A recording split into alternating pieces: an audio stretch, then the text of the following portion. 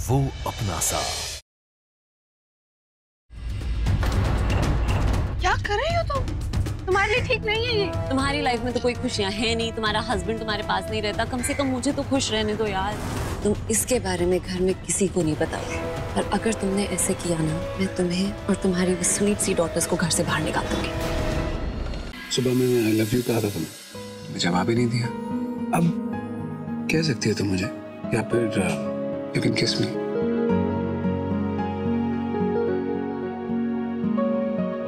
आदि,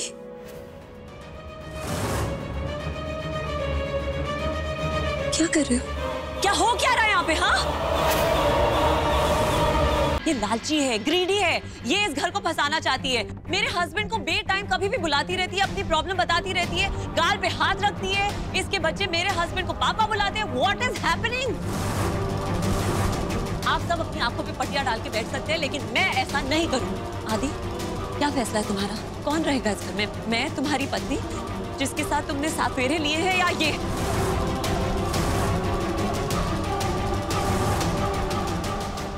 जानवी हमेशा इस परिवार और इस घर में रहेगी, और उसे यहाँ पूरा पूरा हक मिलेगा।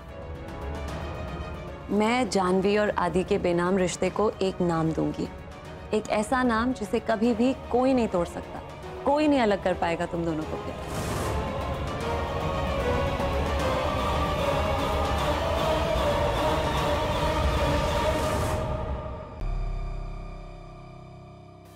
बोलो ना, क्या करना है?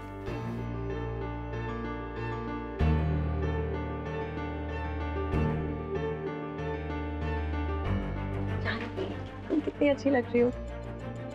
थैंक यू सो मच, तुमने साड़ी पहनी।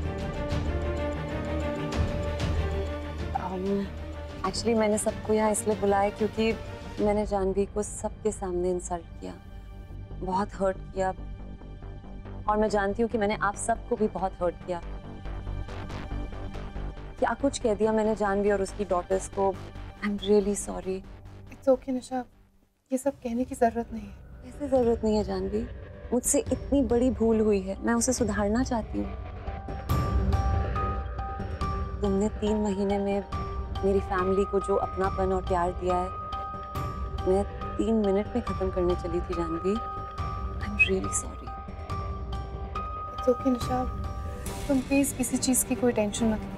टेंशन तो है मुझे, जब तक तुम्हारे फेस पे मैं स्माइल नहीं लौटा दूंगी ना, मेरी टेंशन दूर नहीं होगी।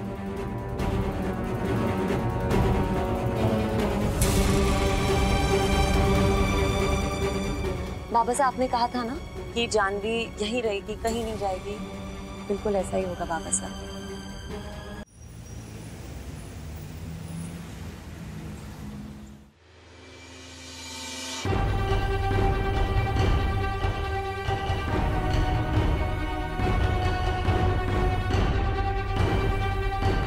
कुछ दिन पहले आप इन्हें चेकअप के लिए लेकर आई थी, और मैंने आपसे कहा था कि अभी ये खतरे से बाहर नहीं है। जरा सा भी स्ट्रेस इनकी दिमागी नस पर प्रेशर डाल सकता है और कंडीशन और भी खराब हो सकती है। और देखिए, वही हुआ।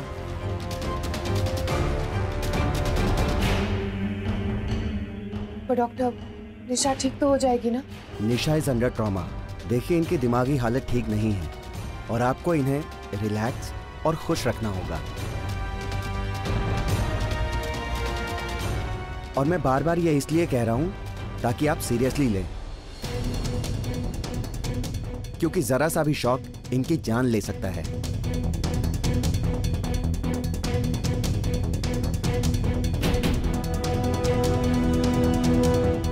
आप लोग सब बाहर जाइए, इन्हें आराम की जरूरत है। इन्हें अभी ऑब्जर्वेशन पे रखना जरूरी है।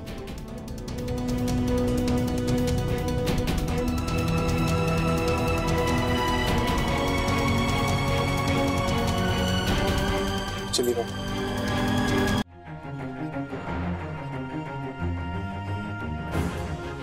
मिसेस जानवी कौन है? जी मैं। एक बुरी खबर है आपके लिए। आपके पति अभि शर्मा की एक्सीडेंट में मौत हो गई है।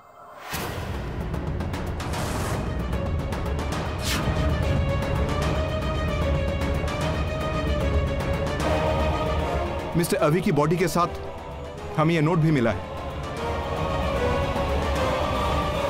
इंस्पेक्टर, आपको, I'm sure आपको गलतफहमी हुई। आदि आदि क्या कर रहे हो? वो आए हैं हमें न्यूज़ देने के लिए, कम से कम उनकी बात तो सुन लो। ऐसा कैसे हो सकता है? ये नहीं हो सकता, ये पॉसिबल नहीं है। Mrs Jahnavi, I am sorry, पर इसमें कोई शक नहीं है, हमने जो बॉडी बरामद की है वो आपके पति मिस्टर अभी शर्मा की ही है।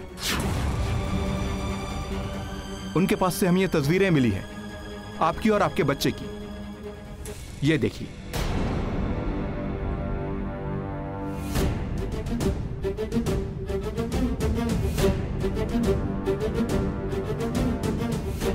ये देखिए। डॉक्टर साहब, इससे क्या साबित होता है? ये तो ऐसे फोटोग्राफ्स हैं जो कोई भी खींच सकता है। हमें इसके लिए ठोस सबूत चाहिए। ये देखिए। हम आते हैं। नहीं, एक मिनट आदि, मुझे लगता है मुझे जानवी के साथ जाना चाहिए। पर निशा, तुम खुद हॉस्पिटल से आई हो, तुम कैसे आ सकती हो? जानवी प्लीज प्लीज मुझे मत रोको। तुम्हारे बहुत एहसान है मेरे ऊपर जानवी। पिछले 3 महीने में तुमने जो कुछ भी मेरे लिए किया है, सब लोग मुझे यही तो बताते हैं। और जब से मेरी आंख खुली है, जब से मैं हॉस्पिटल से घर आई हूँ, मैंने हमेशा तुम्हें ही अपने आसपास पाया है। तुमने मेरा इतना ख्याल रखा है। ये कोई मौका नहीं है ऐसी बात करने का, लेकिन ये टाइम तुम्हारे लिए बहुत डिफिकल्ट है और मैं इस टाइम पे तुम्हारे साथ रहना चाहती हूँ जानवी, प्लीज। निशा, तुम क्यों परेशान हो रही हो? मैं जा रहा हूँ ना। आदि प्लीज। एनीवे, सी, मैं एक औरत हूँ और मैं समझती हूँ जानवी का दर्द, इसीलिए मेरा उसके साथ होना ज़्यादा बेटर रहेगा। और चीनी बीनी भी तो यही है ना, उन्हें भी इस समय किसी बड़े की कंफर्ट और प्यार की ज़रूरत है और वो मुझसे तो मिक्सअप होते नहीं है। जानवी भी यहाँ नहीं रहेगी, तुम्हें उनके पास रहना चाहिए। देखो निशा, मैं देखो आदि, निशा सही कह रही हो। इंस्पेक्टर साहब बाहर इंतजार कर रहे हैं, चीनी बिन्नी के साथ तुम रहो ना, ये लोग चले जाएंगे आराम से, चिंता मत करो, सब ठीक हो जाएगा। हाँ, निशा ठीक कह रही है, हम दोनों चले जाएंगे। आदि, डोंट वरी, मैं पूरा ध्यान रखूंगी जानवी का। Okay okay. चलो जानवी।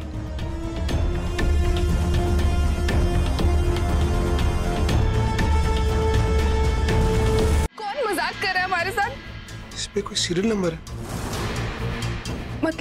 मतलब हमारी शादी की जो फोटोग्राफ्स थी उसके पीछे फोटोग्राफर के इनिशियल्स थे। इससे साफ पता चलता है कि किसी ने डुप्लीकेट कॉपी बनाई। ये ओरिजिनल कॉपी नहीं है। मैं इस फोटोग्राफ का सच पता लगा के रहूंगा।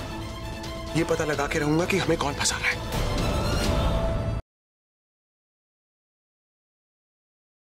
हो गया खाता बहन जी, ऊपर वाले ने महक के साथ ऐसा क्यों किया? महक को बुलाओ। महक अभी आ रही है। पति का श्राद्ध है, वो ऐसे कैसे जान सकती है कहीं? भगवान, मेरा शौर्य ठीक हो। हे भगवान, अभी कैसा अपशगुन है? कहीं सच में शौर्य के साथ कुछ हुआ तो नहीं है?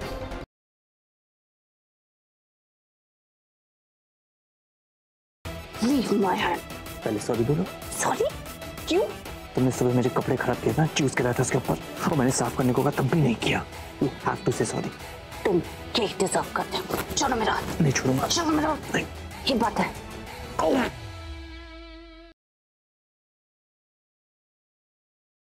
गौरी विसर्जन के दिन तक पूरे 100 करोड़ रुपए आपके नाम पर हो जाएंगे, बशर्ते नरेन बाबू घर लौटाएं। बेटा, वो वैसे तुम किसी संस्था को मत दे देना, मैं तुम्हारा काम कर दूंगा।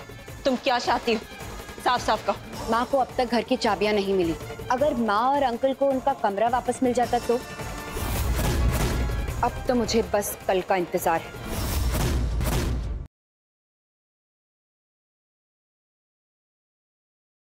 आखिरी बार पूछ रहा हूँ, जिसने भी चोरी की है वो खुद सामने आ जाए। आनंद, कमिश्नर को फोन लगाओ। क्या हुआ? ये सब लोग इतना परेशान क्यों रहे? तेरे पापा ने मुझे 15 लाख रुपए दिए थे जो मैंने अलमारी में रखे थे, वो चोरी हो गए। क्या प्रेम ने मेरा कर्ज अपने घर में चोरी करके उतारा है? धर्म सिंह जी, आपका चोर मिल गया है। और वो इस समय इसी घर में मौजूद है।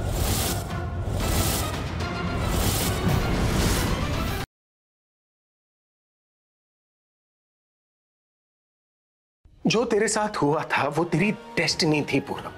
तू मुझसे मुंह फेर सकता है, अपनी किस्मत से तो मुंह नहीं फेर सकता ना। देख पूरब, मैं नहीं जानता तेरी किस्मत तेरे साथ सही करी या गलत, लेकिन तू उस लड़की के साथ बहुत गलत कर रहा है। तू उसे अपने भरोसे यहाँ पर लेकर आया था। तूने कहा था ना उससे कि सब ठीक हो जाएगा, लेकिन अब भी उसके साथ वही हो रहा है जो वहां पर हो रहा था पूरब। वहां पर उसकी फियांसे ने उसके साथ शादी तोड़ी, यहाँ पर तू तोड़ रहा है पूरब। धोखा दे रहा है तू उसे। मैं किसी को धोखा नहीं दे रहा हूं। मैंने कभी उससे शादी का प्रॉमिस किया ही नहीं था। तो फिर शादी के मंडप पे क्यों बैठा था तू?